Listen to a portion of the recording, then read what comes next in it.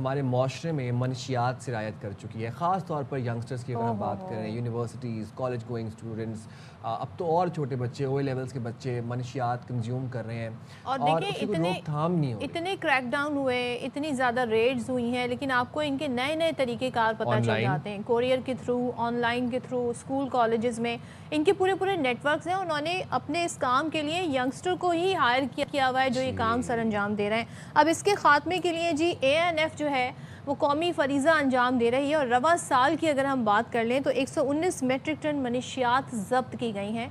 अब इसकी मालियत क्या बनती है? इसकी मालियत मैं आपको रुपीज़ में नहीं बताऊंगी, इसकी मालियत बनती है 14 अरब अमरीकी डॉलर।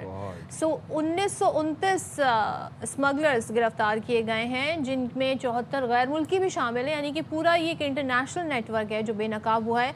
अच्छा, इसमें ख़ास तौर पे जो एक बहुत ही वल्नरेबल पार्ट है सारी सूरत हाल का, वो अफ़गान सरहद पर, क्योंकि वहाँ पे जिस तरीके से सारी स्मगलिंग का सिलसिला जारी था, उस पर भी ANF का किरदार गैर मामूली तौर पर अहम है, जहाँ ANF एहलकारों को नित नए स्मगलिंग के तरीक़ों का सामना रहता है और उसको उन्होंने हैंडल करने की बड़े अच्छे से कोशिश की है। अच्छा, 15 सितंबर को तुरखम बॉर्डर पर शहद की मक्खियों से लदे ट्रक के खुफिया खानों से 17.5 किलो हेरोइन और 4.5 किलो आइस बरामद करना इस फोर्स की बारीक बीनी और महारत की बड़ी मिसाल है।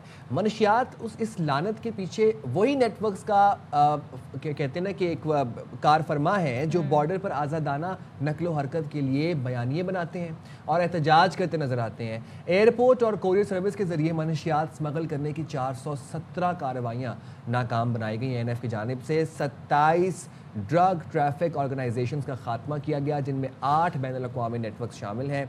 बलूचिस्तान, KP और सिंध में 39,500 एकड़ पर पोस्ट की फसल और 3,500 एकड़ पर काश्त की गई भंग की फसल तल्फ की गई, thanks to ANF once again. इसमें मुलविस 121 अफगान शहरियों को गिरफ्तार करके फिर मुल्क बदर भी किया गया।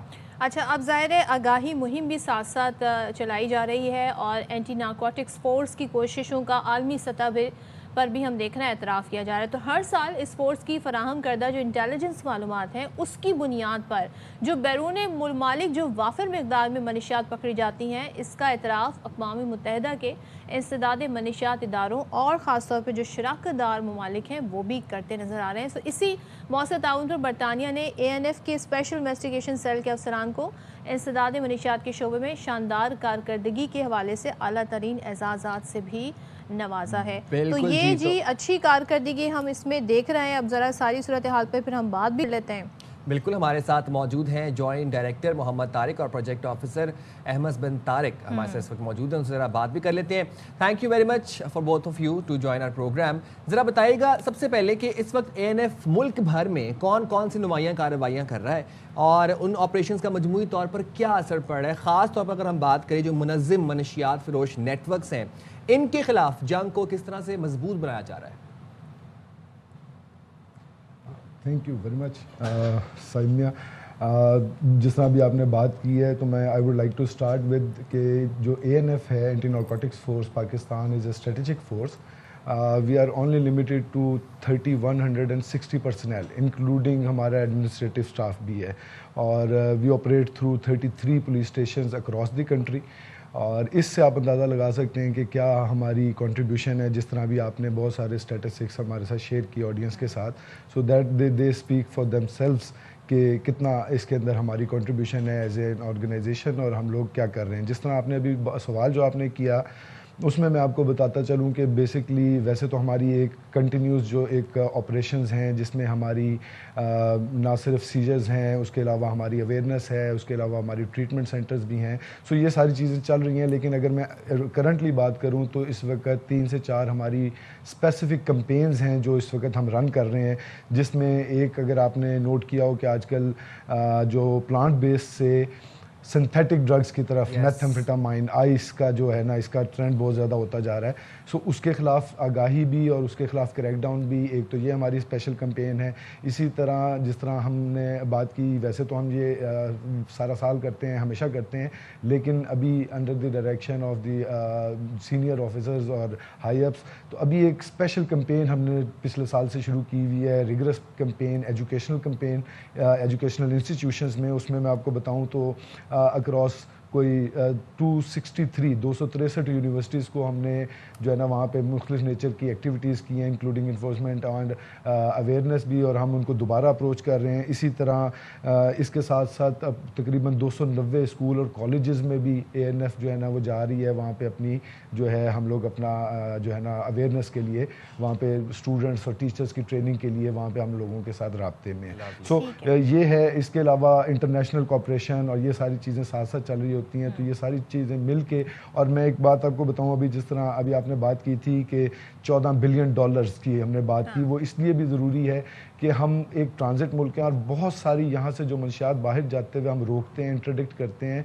तो ना सिर्फ हम एक फ्रंट लाइन स्टेट बनते हैं, बल्कि हम रेस्ट ऑफ द वर्ल्ड जो पूरी दुनिया में लोग हैं उनके लिए भी एक सेफ गार्ड बनने का एक जो हमारा एक किरदार है वो हम अदा कर रहे होते हैं। अच्छा मोहम्मद तारिक साहब, आपसे मैं ज़रा पूछना चाहूँगी, क्योंकि हम देख रहे हैं जो स्मगलर्स हैं नई टेक्निक्स लेकर आते हैं, नए नए तरीके होते हैं, कभी एयरपोर्ट्स पर या कोरियर के ज़रिए इनकी सर्विसेज हैं, GCC ममालिक तक मनशियात पहुँचाई जा रही हैं। अब ANF जो है ज़ाहिर है बड़े पेचीदा स्मगलिंग रूट्स होंगे यकीनन, ये तो APTT के गलत इस्तेमाल के ख़िलाफ़ ये जो कार्रवाई है किस तरीके से इसे मौसर बना रहे हैं आप लोग?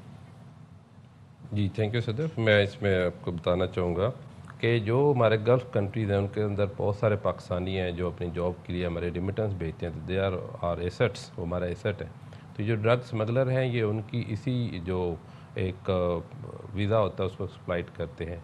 तो पीछे एक केस हुआ था लाहौर में, जिसे उम्रा पर जाने वाली फैमिली का बैग टैग चेंज करके उन सारों को फंसा दिया गया था सऊदी अरब में। तो ANF ने उसकी तफ्तीश करते हुए केस की जो एक्चुअल असल मुल्ज़म थे उनको लाहौर एयरपोर्ट से ना सिर्फ पकड़ा बल्कि उनको ट्रायल के लिए अदालत में जो है वो इस टाइम वो फेस कर रहे हैं। तो इस तरीके से वो जो एक बेगुनाह फैमिली थी वो इस उनके ट्रैप से बाहर निकल सकी।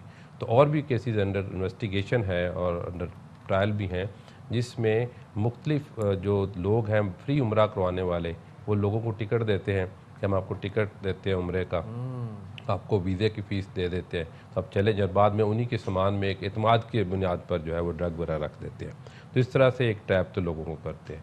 दूसरा ये है कि जो लोग हम पकड़ते हैं, अभी तक 2025 में हमने 2000 के करीब जो है वो मुकदमे दर्ज किए हैं, और अदालतों के अंदर जो सिर्फ अदालत है वो हमारे केसों को ना सिर्फ टेकअप करती है बल्कि उसमें बहुत ज़्यादा 76% जो है 76% लोगों को उन्होंने सज़ाएँ दी हैं उसमें। और इस साल की जो हमारा डाटा है उसके मुताबिक 500 जो है वो 85 लोगों को जो सज़ा हुई है अदालतों में अक्टूबर 2025 तक, उनमें से 121 लोग हैं उनको उम्र कैद की सज़ा हुई है हमारे मुल्क की मुख्तलिफ अदालतों से, और उसमें 26 लोग वो हैं जिनको 20 से 25 साल की सज़ा हुई है, और इससे नीचे 147 लोग वो हैं जिनको इससे कम सज़ा हुई है। तो ANF जो है जब किसी केस की तफ्तीश करती है तो उसको लॉजिकल एंड तक लेकर जाती है, और अदालत में हमारा एक स्ट्रिक्ट प्रोसिक्यूशन सिस्टम है जिसमें हम उसको मॉनिटरिंग और वैल्यूएशन साथ साथ चलती रहती है, ना सिर्फ छोटी अदालतों में ट्रायल कोर्ट्स में बल्कि जो आला अपील की अदालतें होती है हाई कोर्ट और सुप्रीम कोर्ट, उसमें भी हमारा एक मुनज़्ज़म एक सेटअप है जिसको हम प्रोसिक्यूट करते हैं। तो इस तरीके जो एक डेटरेंस होता है, जो खौफ होता है ड्रग ट्रैफिक नेटवर्क को, वो हमने एक कायम रखा हुआ है ताकि जो लोग इसमें पकड़े जाएँ जो हमारी नई नस्ल को ख़राब कर रहे हैं उनको हम जो है करार वाकई सजा दिला सकें और अपनी नई नस्ल को इससे महफूज रख सकें। और अभी हमारे पास पूरे पाकिस्तान में 7000 के करीब मुख्तलिफ अदालतों में मुकदमा जो है वो पेंडिंग है। क्योंकि हम पूरे पाकिस्तान में ऑपरेट करते हैं, मुख्तलिफ सी पोर्ट, ड्राई पोर्ट, एयरपोर्ट से हमारे लोग मुतय्यन होते हैं, तो पोस्टिंग ट्रांसफ़र की वजह से वो बड़ी मुश्किल आती है हमें उनको अदालतों में पेश करना। लेकिन एक भी केस हमारा किसी जगह से गवाहों की वजह से खारिज नहीं हुआ, ना ही उसमें हम हारे हैं। और हमारे अदालतों में गवाह भी पेश होते हैं और जहाँ मुमकिन होता है हम उनको ऑनलाइन भी पेश कराते हैं, और हम कोशिश करते हैं कि जितने केस हमारे पेंडिंग हैं उनको हम फॉलो अप करें और उनको सजाएँ दिलवाएँ। और अहमद साहब, ANF ना सिर्फ ज़मीनी बल्कि हम देख रहे हैं कि बहरी सतह पर भी मौसर कार्रवाइयाँ करता है। तो समंदरी रास्तों की अगर हम बात करें तो समंदरी रास्तों में की गई कार्रवाइयाँ और फिर बैरून मुल्क सरगर्म नेटवर्क्स के ख़िलाफ़ इक़दाम ANF की मजमूई हिकमत अमली को कैसे तक़वियत देते हैं? बिल्कुल साइम साहब, ऐसा है कि ये आपने बिल्कुल एक इम्पॉर्टेंट पॉइंट रेज़ किया, और जिस तरह मैंने पहले भी अर्ज़ की थी कि जब ये मैरी टाइम्स के ऑपरेशंस हैं, अगर मैं आपको बताऊं कि अगर हम इस साल की बात करते हैं तो 28 के करीब ऐसे ऑपरेशंस किए गए जिसमें अराउंड 22 मेट्रिक टन जो मंशियात है, दीगर मंशियात, वो उनको जो है ना ज़ब्त किया गया है और उनको रोका गया है। सो अब ये जो आपका सवाल है कि ये और इसके साथ बाकी भी दीगर जिस तरह भी बात हुई, जो शहद की मक्खियों वाला केस आपने बताया, ये अभी उम्रा वाली बात की, इसके अलावा इसी तरह के बेशुमार आपको केस मिल जाएंगे। सो ये सारी चीज़ें, ये दो चीज़ें डिपिक्ट करती है। एक तो ये कि हम लोग एज ए मनहसुल कौम और एज ए इदारा हम अपनी कमिटमेंट के ऊपर पूरा उतरने के लिए हद इम्कान कोशिश करते रहेंगे कि हम अपने मुल्क को, इस माशरे को ड्रग फ्री बना सकें, एक हेल्दी माशरे को जन्म दे सकें। साथ साथ ये क्यों ज़रूरी है, वो इसलिए कि हम एक ट्रांजिट कंट्री हैं और विक्टिम स्टेट हैं, लेकिन हम फ्रंट लाइन स्टेट भी हैं। और इस वजह से जब हम ऐसी ऑपरेशन जैसा मैरी टाइम्स के हो गए, इसके साथ जो कोरियर सर्विसेज के जिस तरह आपने बात की हमने कि 417 के करीब ऐसे केसेस को हमने रोका है। सो ये वो सारी मंशियात थी जो यहाँ से तो चली जानी थी, लेकिन ये बाहर जाके सारी दुनिया में, यूथ में, लोगों में, कम्युनिटीज़ में, सोसाइटीज़ को, उनके लिए भी ये एक डेविस्टेटिंग इफेक्ट रखती है। सो इसलिए ये बहुत इंपॉर्टेंट है। और हम लोग क्योंकि ऐसी जियो स्ट्रेटेजिकली ऐसी जगह पे हम लोग मौजूद हैं कि जहाँ से इसका जो है ना गुजर है, इस वजह से इसकी इम्पोर्टेंस बढ़ जाती है। और यही चीज़ जो है लिमिटेड रिसोर्सेज के साथ हम क्योंकि इसको ऑपरेट करते हैं, तो जिस तरह अभी शुरू में भी बात हुई कि इस चीज़ को ना सिर्फ कौमी सतह पर बल्कि बैनुल-अक़वामी सतह पर भी जो है ना और दीगर जो ममालिक हैं वो उसको रिकग्नाइज भी कर रहे हैं। तारिक साहब, मुझे ये बताइएगा, मनशियात के बारे में आगाही मुहिम भी बहुत चलाई जाती हैं और थ्रू आउट बताया जाता है कि एक लानत है और किस तरीके से ज़ाहिर है एक जहर है, और ख़ास तौर पे नौजवानों में जिस तरह से फैलाया जा रहा है। ज़ाहिर है ये भी एक बड़ा चैलेंज है, इसकी रोकथाम भी, लेकिन ये आगाही मुहिम के ज़रिए लोगों को अवेयरनेस भी देना है। सबसे बड़ा चैलेंज क्या है इसकी रोकथाम में? और दूसरा ये कि ज़ाहिर है सब ये समझते हैं ANF एक कानून नाफिज करने वाला इदारा है, मगर ये इलाज और बहाली की सहूलियात भी फराहम करता है। तो ज़रा इस हवाले से भी हमें बताइएगा कि क्या ANF इसमें क्या रोल प्ले कर रहा है? जी, इस तरह से है कि हमने एक कैंपेन शुरू की हुई है, नेशनल कैंपेन, जिसका फ़ेज़ 2 चल रहा है। जो पाकिस्तान की जितनी यूनिवर्सिटीज़ हैं, 200+ जो यूनिवर्सिटीज़ हैं, उनके अंदर हम इंगेज करते हैं उनकी एडमिनिस्ट्रेशन को, उनके साथ कोऑर्डिनेट करके वहाँ पे अवेयरनेस लेक्चर्स होते हैं, इसमें स्टूडेंट्स पार्टिसिपेट करते हैं, उनको इनके जो नुकसानदेह असरात हैं उससे बारे में आगाही दी जाती है। और उनके जो उस्ताद होते हैं, जो टीचर होते हैं, असातिज़ा को भी बताया जाता है कि बच्चों को किस तरीके से आपने जज करना है, देखना है उनके एटीट्यूड को, और उनको आपने जो है कंसोलिडेट एक उनको जो है ना आपने गाइडेंस देनी है, ताकि बच्चा जो है वो किसी तरीके से ट्रैप ना हो सके। और उसके लिए ये है कि जो लोग इनको सप्लाई करते हैं, अक्सर ऐसे भी केसेस आए हैं जिसमें स्टूडेंट्स जो होते हैं वो अपनी खर्चा पूरा करने के लिए जब वो एडिक्शन में आते हैं तो वो फिर सप्लायर बन जाते हैं। तो ऐसे स्टूडेंट्स को जो इनिशियल स्टेज पे होते हैं पकड़ कर उनको प्रोसिक्यूट भी किया जाता है, जो बाहर से लोग सप्लाई करते हैं। और हमारे कानून में भी जो लोग हमारे यहाँ स्कूल कॉलेज के अंदर या उसके करीब मंशियात की सप्लाई करते हैं, उनके यहाँ मैक्सिमम पनिशमेंट है। एक मिनिमम पनिशमेंट है वो बाकी जराइम के अंदर तो है, लेकिन स्कूल कॉलेज के अंदर जो ड्रग सप्लाई है उसमें मैक्सिमम पनिशमेंट है। 2022 से हमारा कानून जो है वो पार्लियामेंट ने अमेंड किया था।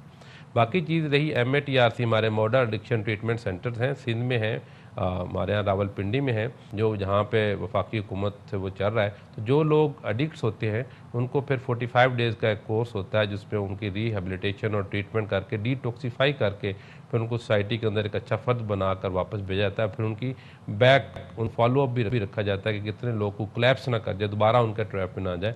वो इस तरीके से हम जो है वो उनकी ट्रीटमेंट का भी काम कर रहे हैं जो लोग एडिक्टिव स्टेज पे। तो जो लोग इनिशियल एक रिक्रेशनल ड्रग के तौर पर यूज़ करते हैं उनको यहाँ थ्रू एडवाइस और थ्रू अवेयरनेस कैंपेन चल रहा है। तो अक्सर जो रोल है इसमें उन इदारों का और वालदैन का है जो अपने बच्चों पर नज़र रखें कि उनका बच्चा स्कूल टाइम के बाद कितना टाइम बाहर रहता है, रात को कितना टाइम स्पेंड करके आता है, क्योंकि यही पार्टीज ड्रग जो होती हैं बाद में बच्चों की हेल्थ को जो है वो कोलैप्स कर देती हैं, और वो बच्चा जिसने हमारे मुल्क का सासा बनना होता है वो मंशियात फरोशों की नज़र हो जाता है। अहमद साहब, स्कूल्स में एग्जैक्टली कमिंग टुवर्ड्स यू, नहीं प्लीज़। अच्छा, स्कूल्स में, यूनिवर्सिटीज़ में हम देख रहे हैं कि सिरायत करते जा रहे हैं मनशियात, फिर there are these party drugs जो कि नौजवान जो हैं अपनी पार्टीज़ में यूज़ कर रहे हैं। क्या खुफिया तौर पर ANF स्कूल्स में या फिर कॉलेजेस में, यूनिवर्सिटीज़ में एजेंट्स मौजूद होते हैं, वॉच रखते हैं, इंटेलिजेंस शेयरिंग, एक्स्ट्राडिशन रवाबित किस तरह बेहतर बना रहा है ANF? जी, वो इस तरह से होता है कि स्कूल के कैंपस के ऊपर ये एक के तालीमी इदारे होते हैं, तो इसकी एडमिनिस्ट्रेशन जो होती है वो ज़िम्मेदार होती है। HEC ने उनको गाइडलाइंस और सेक्शन दी हुई हैं, क्योंकि जो प्रोविंशियल यूनिवर्सिटीज़ हैं या इदारे हैं उनको प्रोविंशियल गवर्नमेंट देख रही हैं, जो फेडरल हैं ये इस्लामाबाद में हैं, जितनी इदारे उनको फेडरल HEC देख रहा है। तो उन्होंने एक कम्प्रीहेंसिव जो है वो एंटी ड्रग और टोबैको अपनी जो गाइडलाइंस बनाई हुई हैं, जिसको एडमिनिस्ट्रेशन जो है पाबंद है फॉलो करने की। तो हमारी जो होती है अमूमन ये होता है कि हम अंडर कवर उसको फॉलो करते हैं, बट हम कभी यूनिफॉर्म में स्कूल टाइम पे या स्कूल के अंदर रेड करके बच्चों को वो एक एम्बैरसमेंट स्टेज होती है उस पर कभी नहीं करते। हाँ, जो बच्चे अगर इंफॉर्मेशन मिलती है कि ये बच्चे किसी तरीके से उसकी तरफ इंक्लिनेशन है, ये बच्चे जा रहे हैं, तो उनके पेरेंट्स को भी अच्छे तरीके एडवाइस कर दिया जाता है ताकि उसका कैरियर बच्चे का बच सके, ना सिर्फ उसका कैरियर हो बल्कि साथ वाले जो उसके बच्चे हैं वो भी उससे फिर जो इम्पैक्ट उनका है उससे बच सके। हाँ। अच्छा तारिक साहब, मैं बिल्कुल लास्ट में आपसे जी कंटिन्यू कीजिएगा। जी, मैं सिर्फ ये ऐड करना चाह रहा था कि जिस तरह अभी सर ने भी बताया उसमें एक दो चीज़ें मैं ज़रूर ऐड करना चाहूँगा। एक तो हम लोग ये फर्मली बिलीव करते हैं एज एन ऑर्गेनाइजेशन कि prevention is better than cure वाली जो फ़िलासफ़ी है। सो इसलिए जो आगाही है या अवेयरनेस रेजिंग है, एडवोकेसी है, वो बहुत ज़रूरी है। और उसमें जब हम स्कूल कॉलेजेस में जाते हैं तो ना सिर्फ हम स्कूल कॉलेजेस में बच्चों को एम्पावर करते हैं, उनको लाइफ स्किल्स देते हैं और उनको जो नए ट्रेंड्स हैं, जो जिस तरह से अभी बात हो रही है कि जिस तरह अभी बात की कि बच्चे कैसे ट्रैप होते हैं और कैसे बचाया जा सकता है, तो उसमें उनको वो टेक्निक्स और वो प्रिवेंशन इंटरवेंशंस भी की जाती हैं। प्लस जो है उसके अंदर हमारे एक प्रोग्राम साथ चल रहा है, यूथ एम्बेसडरशिप प्रोग्राम।